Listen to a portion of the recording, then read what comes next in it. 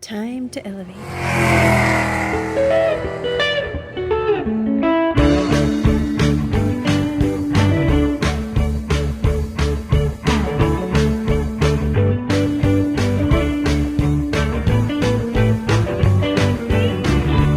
You're running on empty with Matt and Tony. Hey, everybody. Welcome to Running on Empty. I'm Matt. And I'm Tony. And we are running on empty. And this episode, we are going to continue our senatorial candidate interviews. And Tony, why don't you jump in and let us know who we have this week?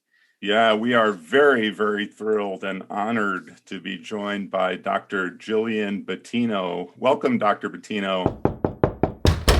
Thank you very much. I'm so pleased to be here.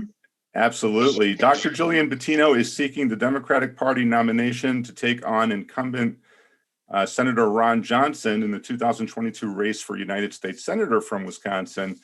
Dr. Battino received her MD from the Ohio State University College of Medicine and practiced general radiology for 9 years before returning to the University of Wisconsin-Madison to complete fellowship training in breast imaging. She works mainly out of the highly regarded Marshfield Clinic in central Wisconsin, where she is a breast imaging radiologist. She's done global humanitarian work. She's developed and oversaw breast cancer screening programs in some of the most impoverished nations in the Western Hemisphere. For example, recently she fought for mothers and children during the Zika epidemic in Nicaragua and Guyana. Dr. Gillian Battino is also a married mother of 6.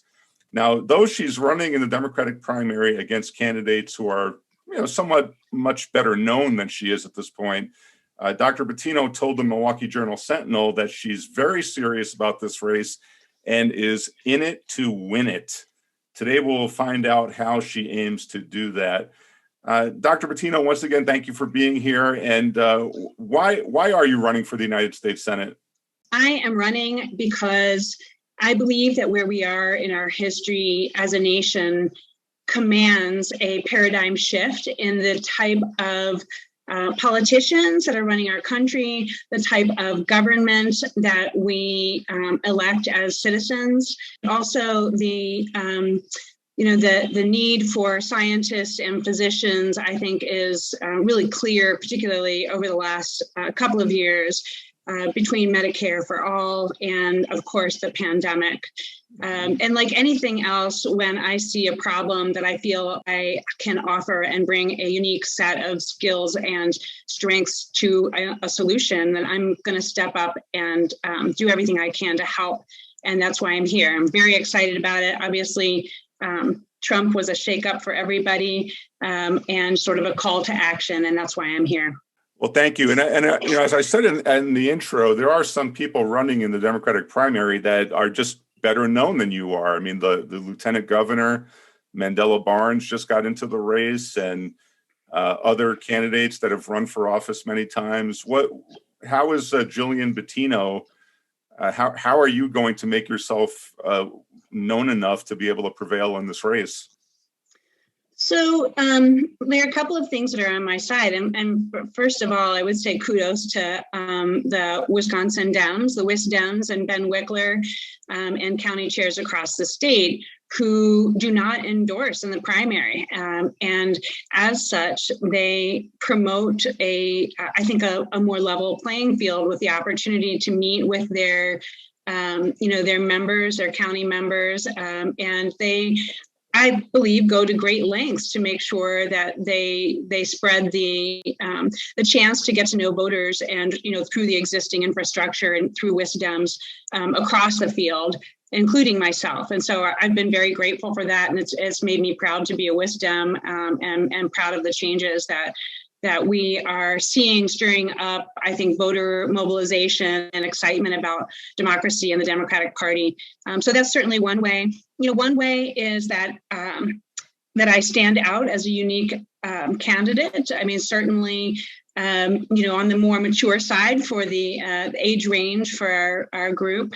one of a very few number of women, now 3 women in the race as of today. And, I'm still working. I still see patients 3 days a week. I might have to cut back that, but at this point, I'm still seeing patients, and I have my boots on the ground. So I'm looking in the eyes of Wisconsinites every day. I don't sit behind a desk separated from them.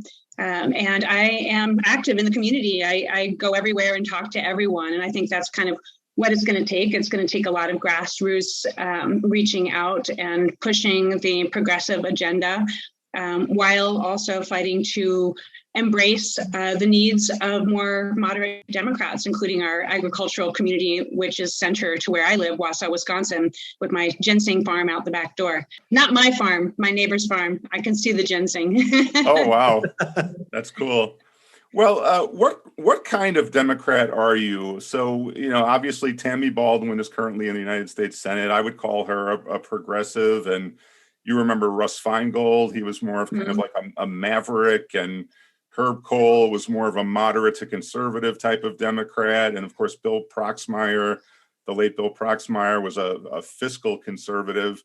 What kind of a Democrat is Gillian Battino? So I think I'm a bit of a mixed bag. I mean, I certainly, if you ask me about where I stand on issues, I'm definitely progressive. I'm for Medicare for all, and I want to see a broad expansion and comprehensive health care for everyone in this country.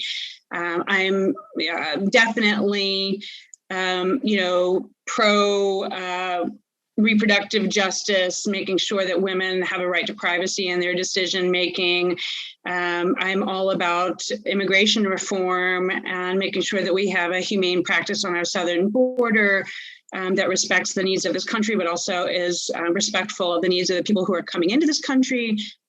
So I think in a lot of ways, my positions are just very progressive, but it's not really a particularly popular idea to talk about a balanced budget. And yet I believe that we do need to talk about some more conservative ideas. For example, I believe that we can achieve a balanced budget. I believe that we can do that through some progressive ideals. So, Medicare for all is a great example. The economists that work on my team tell me that we can save $6 trillion in healthcare costs while vastly improving our outcomes and, of course, covering everyone over a decade. And I think that's fiscally responsible, not radical. And, another example of that would be acknowledging that in immigration policy, we need to do, it's important to be humane, and that's where I'm centered, but also recognize the need for security of our borders. So I would say that I'm a progressive. I've got a lot of Tammy Baldwin, and I certainly love Elizabeth Warren and all of the research and consultation with experts that she puts into place with her policy development. But I also believe strongly that we need to focus on bringing our moderates back to the table, and that we have to do that intentionally. Dr. Battino, was there one particular incident that got you into this race? I mean, a lot of people have been upset with Ron Johnson for a while. Obviously, a lot of people love Ron Johnson. But was there one particular thing that you said, okay, I've got to get into this race now? Or have you been thinking about this, since 2016? I mean, what was the turning point for you? Yeah, my youngest son was adopted from Ethiopia. He's 15 now. He's super cool, awesome young man. And when Trump won 4 years ago, within the day or two afterwards, we were in the car driving. We were at a red light in downtown Wausau, and my son asked me if he was going to have to go back to Ethiopia. And I realized that, the rhetoric and the division and the intentional, I think, conquer and divide, or divide and conquer that was going on had to be stood up to. And I really felt that I had a unique set of tools to do that, given my work at a global level. So that's when it started to turn, and I started to look for my place in government. Wow. Okay. Thank you, Matt. Yeah, I'm going to change the subject a little bit to voting rights. This is going on in a lot of states right now. Biden started to talk about it, and I think the big one is HR 1. So what's your take on what's happening and how we fix it? So I think what's happening is that the Republican Party is falling apart. I don't think it's the same. I don't think it's this. I have friends that are, old-fashioned Republicans, and maybe were raised by old-fashioned Republicans and believe themselves to be fiscally conservative. That won't support me in this campaign because they think that Republicanism is fiscal conservation and, expecting people to pull their own weight and this sort of thing. And I think they've had their heads in the sand. They don't realize that the Republican Party has divided, and a lot of the representation is currently after a completely different agenda. And I think that what's going on with voting rights is going on because they know that they're not supported by the majority in this country. And so in order to maintain control over the government, they're trying to suppress the vote and make sure that those who can vote are those who will vote with them, or at least a majority of whom will. Obviously the voter suppression is a tremendous problem. Nothing else matters if this is not addressed, because we won't be able to get anything done. Right. Okay. Exactly. You had mentioned before Medicare for all. One of the things that as I think about Medicare for all, in my head anyway, it kind of eliminates the health insurance companies and really goes from from our pocket to provider. How do you see Medicare for all kind of taking shape? Like what does it look like to you? So first of all, I think the term Medicare for all is insufficient to describe what needs to happen, because Medicare is an existing flawed program, and it does provide some really awesome healthcare for folks and some good coverage, but it leaves out a lot of very important pieces of healthcare coverage. So when I say Medicare for all, I'm talking about, preventive healthcare, surgical and emergency care. I'm talking about hospice, end-of-life care, hearing, dental, vision, psychiatric care, addiction care, everything, a comprehensive program that does not have deductibles, does not have co-pays, is absolutely highest quality, and is single payer. The reason that to me single payer is very important is, I've done my research and I've worked with their public and private healthcare systems, and the private healthcare systems work to undermine the strength and integrity and service provision of the public healthcare system. And before you know it, yes, you can get the care, but you've got to go to the private system, particular life-saving procedure, and you will have to pay for it. We'll subsidize it, but you will have to pay for it. And then we are back to where we started, with obstacles for healthcare that are going to impact our more vulnerable population. So it has to be single payer, and it has to be for everyone. I think part of that also has to be adjusting our idea towards health. I mean, we've got a lot of sick people out there. So with education and diet change and, let's reevaluate our food system, for God's sake. I mean, a lot of the stuff that's out there is causing why a lot of these people are in the hospital and getting sick in the first place. So just my little 2 cents in there is that I think that Medicare for all, or a single payer, also needs to really focus on, getting people educated and taking care of themselves, getting healthier people, because if you have a healthy society, you don't need a sickness maintenance system, Yeah. Yeah, I think that's a really important point. And I think also that you can center that lens in health, and wellness in terms of nutritional access and clean air and clean water. I mean, all of these things are connected. And of course, the Green New Deal, I think, kind of embraces the same ideology as Medicare for all in terms of equity and well-being and, just designing a healthier future. So all of those things are connected. Yeah. Let me follow up on Medicare for all. I'm a big supporter of that, Dr. Battino, and I'm really thrilled to see that you are. But the arguments I hear against it are usually, and I want to hear your response to these. Number one, it would be way too expensive, that the United States simply can't afford a single payer system. And number two, it's just not practical, that the private insurance industry has such a grip on healthcare and such a grip on politicians in Washington that, the best we can have is some kind of system like Obamacare. So what is your response to those arguments? So the first one, in terms of expense, it's just incorrect. When people say that, they're not saying that with any sort of research or consultation. Right. With experts in that field. So this campaign works with Dr. Fares Bouillon from Carleton College in Minnesota, and he works with a number of other economists to research and put together an understanding for our campaign regarding what the impacts immediately in the short term and in the long term would be. And experts agree across over 20 studies that we will save money in the first year. Wow. So if we flipped the switch today and we had Medicare for all tomorrow, we would begin to save money. Mm. And we don't have any other proposals on our table to start, cutting away at our national debt, but this is one of them. So currently our healthcare system costs about $3.6 trillion a year. Medicare for all, to cover everyone, is projected to cost about $3 trillion a year, and $2 trillion of that is already accounted for and collected for. That's care for our veterans and Medicare and Medicaid programming. So really, it's $1 trillion that will need to be raised through things like employer contributions and other existing pathways.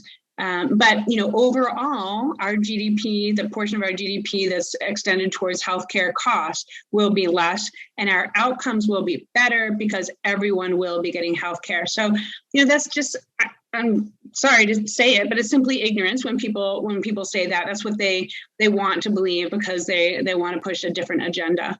What about the second argument that the private insurance industry just has too much of a grip on our system right now?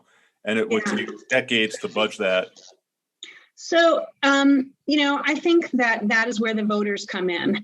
And we have to absolutely insist that we do not elect representatives who are not for Medicare for all and are not going to center that in the fight that they present in Congress. And right now, we have a number of folks in this race who will not say that they're Medicare for all. I liken it to this, as a physician, kids, I'm sure you can imagine, I got 6 of them. I love kids. And I imagine myself walking into a kindergarten room of perfect little angelic and ornery children. Maybe there's 20 of them. and I'm going to pick out 1 or 2 that don't deserve healthcare. I mean, that's just not okay for me. The other thing is that, and a lot of people know this about me, is my dad died when he was 29, and he died from strep throat that was not treated when he was 8. Everybody gets strep throat. If we don't have healthcare for kids, then we're looking in the mirror and we're saying, Jill, are you good with that? Yep, I'm good with that. Well, I'm not good with it. And I think that's what voters need to say. We need to do the research. We need to know who's Medicare for all. We need to vote them in. Yeah. Wow. I love that. That's awesome. So do I. Well, you did mention the Green New Deal a few minutes ago, and what's your take on that? With the Green New Deal, the arguments against that I've heard are that it would somehow wreck our economy. So the rhetoric against it, I think, is designed to scare people into thinking that it has to be either the environment or jobs. We can't have both. So what's your take on the Green New Deal? Yeah, so I think that the Green New Deal is, obviously it's a set of principles and guidelines rather than, executive decisions or specific instructions. And the goal of those guidelines is, first of all, to, create a future that we're not currently looking at for this planet and for our children and grandchildren. So we know that if we don't directly confront climate change and begin to implement urgent, understood solutions, that we're not going to get anywhere on this planet. 100 years from now, things are going to be a lot different, perhaps gone. So, that is known and understood. The Green New Deal, in my eyes, when I read through it, it is a recipe for growth, economic growth and security and national security. I believe that it centers the need of climate change solutions and equity, whether we're talking about wealth inequity or racial inequity or any kind of inequity. All of those things are centered in creating solutions to climate change that will allow education, technology, innovation, and investment in our infrastructure and our people.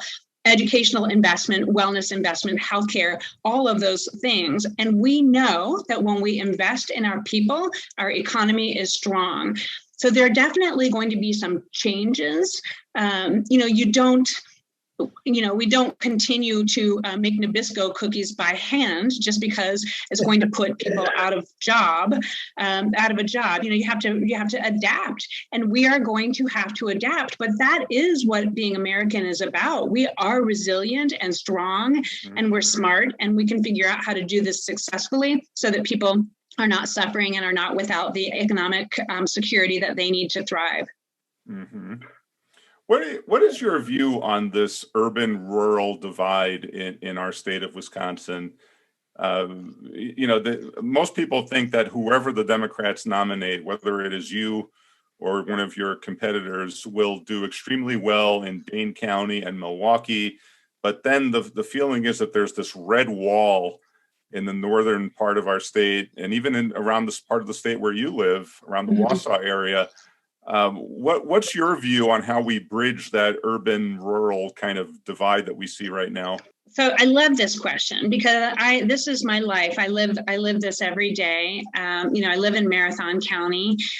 We are, more red than we are blue. Right. And yet, it's 60-40 in a lot of places, but we still have a strong Democratic presence. And I think that we need to very strategically and intentionally understand what that means and how we can get folks back to the table.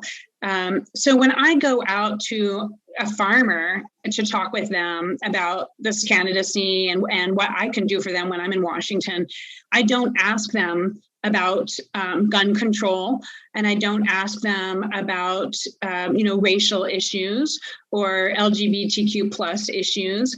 I ask them what concerns them. So, what are the things, what's making things tough for you? That's my favorite question. What would you like me to fix? What's making, if I had a magic wand, what would it be? And this is ideas and thoughts and suggestions from Senator Baldwin, who clearly implements these and is clearly successful at it. So, for example, her efforts to get milk off of non-dairy products and her constant support of Buy American and Buy Wisconsin. These are things that matter to people. A lot of our folks are independent and they decide who they're going to vote for based on, who's going to take care of their needs. So when I go out, I learn about crop prices and about how they fluctuate 3 times a day, and that a farmer might buy when they're 5 cents down and then find out that they should have waited until they were 36 cents up. And this is a game of chance that our farmers are having to play with their alfalfa. It's not, negligible. It creates a tremendous amount of stress and financial burden. Infrastructure issues after the frost, making sure that our roads can tolerate the maximum weight limit of their trucks so they can deliver their grain to the dairy farmers. Immigration reform that they would like to see to make sure that their migrant workers are legal and safe and that they can get to and from. And, I can add to that while we take care of the immigration issues that affect our farmers, we also make sure that they get fair pay and health care. So I think we can grow in that realm and that we have to do it intentionally. Mm-hmm. Dr. Battino, do you think it's time to end the filibuster in the United States Senate? I was just going to ask that question. Yeah, I know, Matt. Matt, why don't you ask it? What's your view on that, Matt? I was going to ask it the same way you were, actually. Yeah. So, is it time to make it go away? I mean, it's not really being used the way it was intended, but what's your take on the filibuster? So, the short answer is yes, absolutely. But I think we also need to be very realistic about what this means. So, the filibuster has been our friend in the past. We have utilized the filibuster. Democrats have utilized the filibuster to protect democratic principles. And so, right now there are extremely urgent issues facing our country, and we are divided so evenly that we can't move forward in the Senate.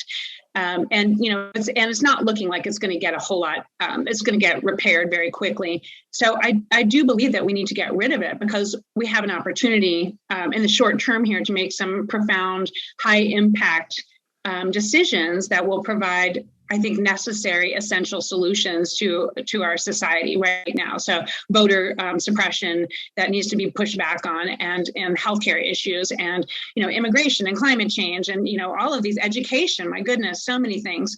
So I do believe that we have to end the filibuster, or reform the filibuster, so that it can be used appropriately at all, and we can operate as a democracy should, with majority rule. But while we're doing that, we need to acknowledge the fact that we better be focusing on exactly what we just spoke about, which is finding those folks who have been frustrated and felt underrepresented and neglected by Democratic agenda, and bringing them to the table. So definitely my favorite one is our unions. Until I started really understanding unions in the last 5 years, their importance had not become so crystal clear. But unions, I think, need to be centered within the Green New Deal and within climate change solutions. And I believe our unions have gotten more heterogeneous, in other words, more red over the last several years, over the last decade or two, and that we can bring them back by paying attention. So we have to strengthen our democratic presence and make sure that this state and many others like it, our other swing states, are swinging back blue. Because if we lose that filibuster to try to make changes, and then we lose the Senate, it's going to be bad.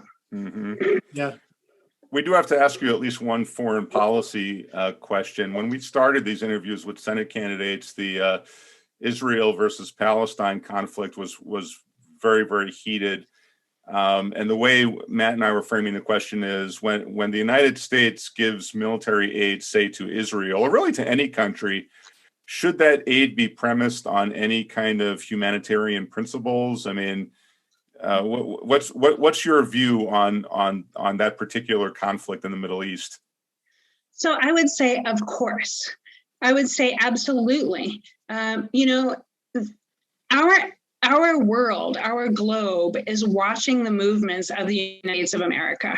We are supposed to represent morality, humanity, all that's good in the world. That is what we are supposed to represent. And when we provide security aid to a country without the understanding that it cannot be used to harm human beings, then I think we're losing integrity and respect on the global stage. It makes it very hard to argue with other countries who are in breach of humanitarian principles when we're not watching what we're doing. So my take is that I highly respect the Israel and the need for a Jewish state, and I strongly believe that it's important for the United States to have and support democracy in that part of the world. But I am not willing to do that blindly. There are, again, children, women, families in Gaza and the West Bank that deserve protection just like every other human being. And we need to respect that. And if that means limiting aid, or that means having guidelines and requirements for that aid, then I think that's very reasonable. And I think many people of any religious background agree with that. Do you think, Dr. Battino, it's time to start looking at some meaningful cuts in the defense budget? I mean, the Iraq war, the Afghanistan war are technically over now. Is it? And yet our defense spending, my understanding is, it's pretty much at World War II levels right now. Mm-hmm. Do you think it's time to start taking a look at some cuts in that budget? Yeah, I do. So our budget Biden actually increased the budget over Trump's spending, right? So my take on military spending is that we need to recenter diplomacy and diplomatic intervention in the way that we, interface with other countries, no matter who they are. I think that a lot can be gained there, and that I would be happy to put more spending into diplomatic relations and into our public servants. But the military budget is bloated. And there's a lot of corruption. There's a lot of missing money. And they can't answer where the money has gone to. And we see this across the board with our spending, certainly in the healthcare system as well. And even in the educational system. I know for residents, for medical residents, sometimes that there's a question of where the money is coming from and going to. So I think we need to tighten things up in general, and certainly within the military, making sure that, that the spending is necessary and that we're not just promoting nuclear proliferation. We have to start coming up with solutions to that. Sure. We've gotten ourselves into this mess. I think we're bright enough to get ourselves out of it. And I think we can do it with less spending.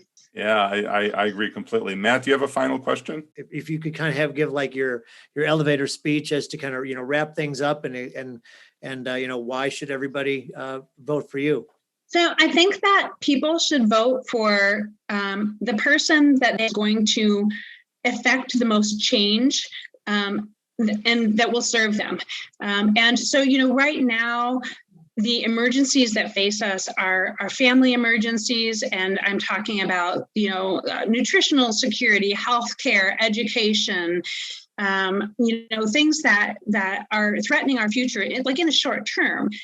You can't continue to put off equitable education and equitable healthcare and equitable transportation and public safety. So I think you really do need to look at the candidates and find out who has done stuff. I have done stuff. If you look at what I achieved in Guyana in the 7 years I was there, I built a residency program, the first one in the country for radiology residents. I created an infrastructure program that allowed CT to be read in the jungle, in the city, or in Wausau, Wisconsin. A national breast cancer screening program. I'm a doer. I get things done, and we need people who are done talking and rubbing elbows and trying to get reelected. And so, if you're looking for a paradigm shift, and you don't want to keep, that little anecdote of insanity. Insanity is doing the same thing over and over again and expecting a different outcome. Well, we need to try something different if we want a different outcome. And that's why I'm here. I'm the most unique person in the field. I've got a lot of know-how, a lot of energy, and I will get the job done because my babies' lives are on the line, and so are everybody else's. So yeah, that's why people should vote for me. And I'm happy to talk with anybody. I'm pretty fearless and bold, and I think that's what we need. What is your website, Dr. Battino, if people want to find out more information? Yeah, it's battino.us. Battino.us. That's BATTINO.us. We really greatly appreciate you being so here. And I haven't decided yet who I'm personally going to support in this race, but the candidates who are for Medicare for all are in my top tier. I in this day and age, for me, whenever I hear a Democrat that can't be for Medicare for all unequivocally, that's an immediate turnoff to me. And I think there's a lot of voters like that at this point, and especially with COVID. I mean, we saw the travesty. I mean, I just read in the paper this morning that the life expectancy in this country has gone down by a year. Obviously related to COVID, and that's just disgraceful. Right. And also our medical debt is $180 billion, and it was thought to be $80 billion. That is the largest the people of our country face. That needs to be forgiven, and we have to start over. So yes, I agree. Yeah, I agree completely. Well, thank you so much again for being here. And as we get closer to the primary, Matt and I hope that you'll come back again. Awesome. I look forward to it. And thanks for doing what you do. Teaching is awesome. All three of my parents were teachers, so professors. Awesome. Yeah. Great. Yeah. Awesome. Okay. All right. Thanks again. Okay, guys. Okay. Bye-bye. Bye. I like her. I like her a lot. I like her. Honestly, out of everybody so why far, is it why is it so hard? Yeah. Why is it so hard for Democrats? Like the thing is, it's like, this is why the Republicans have done so well the last 40 years. Yeah. They were always unequivocal. We don't like the unions. We're for increased defense spending. We want to cut taxes. Like, right? Have and some it's like, balls and say it, Yeah, and see, the Democrats just can't be we got to have healthcare for everybody, Medicare for all. We need higher taxes on the rich. Mike McCabe talks about this all the time. Yeah. It's like when you ask people what the Republicans stand for, most people will come out with some positions that they think they can tell you, but Democrats, They have a hard time saying what the position is. Right. And it's so fractured. I mean, it's even more fractured now than it has been. Right. So, that because the Democrats have spent 40 years since Reagan running these lesser evil campaigns, right? We're not sure what we're for, but we're not as bad as that guy. I would say, and I don't want to get ahead of myself, but if I was living in Wisconsin, I had to make a vote today. We've talked to so many great folks, but out of everything that I've heard so far, I would vote for her. Seriously. Well, I'll tell you, I certainly like her positions on Medicare for all. And I thought what she said about defense spending made a heck of a lot of sense. Yeah.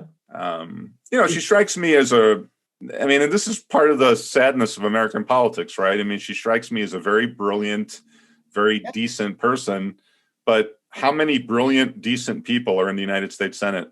You know what I'm saying? I mean, seriously.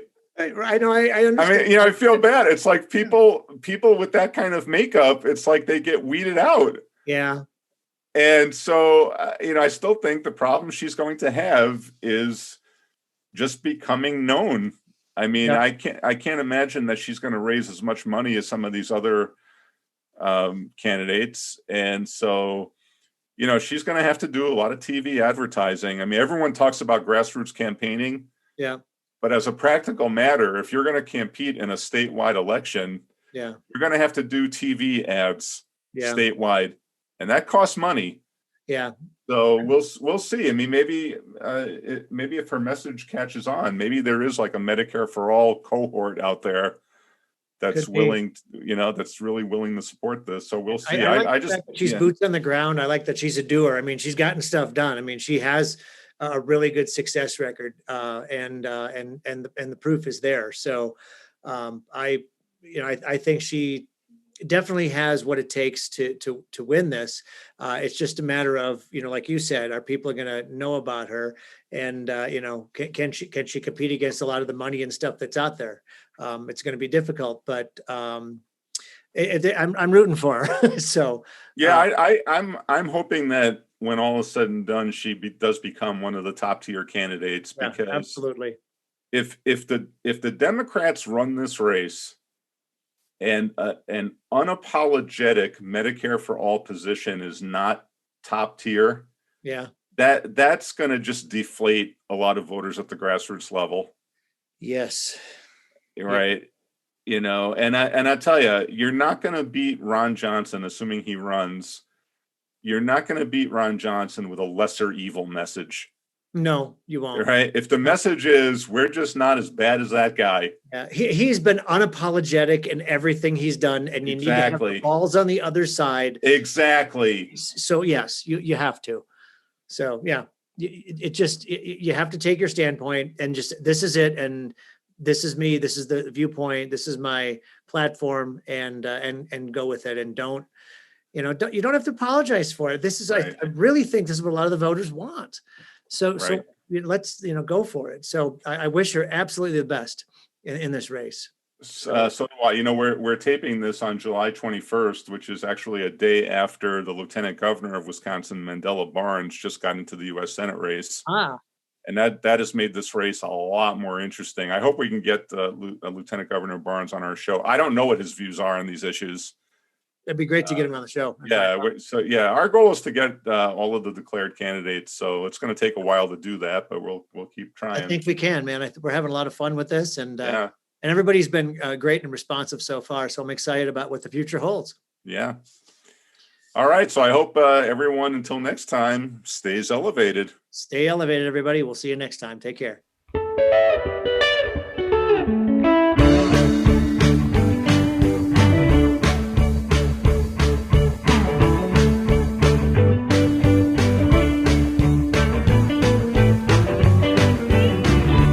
You're running on empty with Matt and Tony.